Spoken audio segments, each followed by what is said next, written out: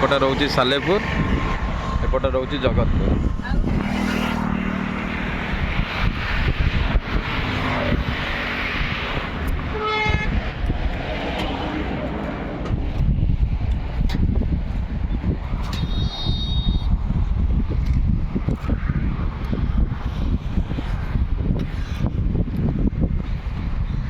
एटा main road रोचे 25 फुटिया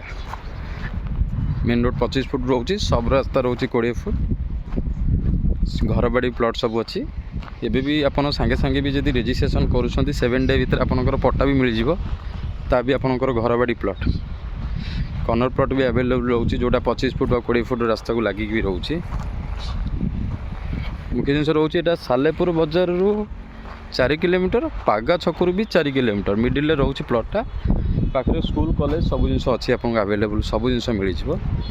आईटा रोचे 3.5 एकर plus रोचे प्रोजेक्टा बहुत सारा प्लॉट भी बाहर ये भी आपनकर कॉर्नर प्लॉट टाइप रोचे यहाँ भी कॉर्नर प्लॉट ये भी कॉर्नर प्लॉट जोटा कि आप 25 फुटिया रास्ता को लगे नहीं पारे मेन रास्ताटा रोचे 25 फुट ताकू भी लगे नहीं पारे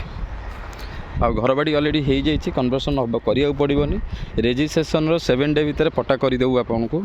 जो दिन रेजिस्ट्री करेंगे 7 दिन भीतर आपन ना पट्टा भी आसी जाइए ता भी आप घर बाड़ी प्लॉट।